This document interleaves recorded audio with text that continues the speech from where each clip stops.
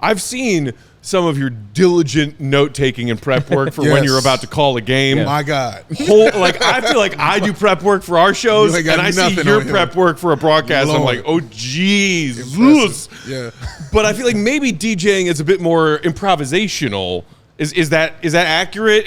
Does one take more work than the other? I think the same way that you have confidence being improvisational during a broadcast is when I feel the most prepared, when I have enough of a background or enough information to work off of. I think a lot of it is just entry points. Yeah. So the more you prep, like, I think if you know the sport, you can walk in and call a game. It's not like it's not rocket science by any means.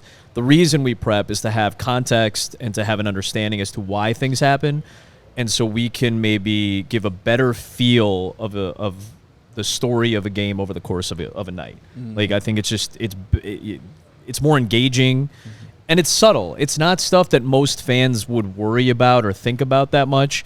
But if you like somebody, or you like the style with which they broadcast, if you like Stacey, it's because his energy comes from a certain place that matches something that you're thinking about. If I do something, or if I say something, or have a good call, or have a good story, or something that connects with an audience, that comes from a place of preparation. Like, for me, that's where that comes from, to know why something is important, to add the right amount of energy. And I'm not saying I get it right all the time. Nobody does. Yeah. But that's the goal, right? You're trying to create that.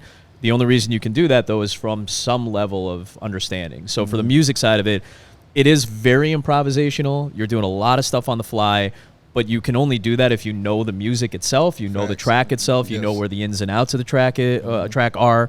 When the break comes up, when the vocal comes in, the last thing you want is to have two songs with vocals clashing with one another. Like that just sounds bad. If you're at a club, if you're in a bar, if you're hanging out at home, it sounds bad. So how do you avoid that? You got to know when it is, when it comes, and it's the same way. That's the crossover of it. And then the difference is what you said, Matt. I think there's a lot more improvisation when it comes to the musical side of it.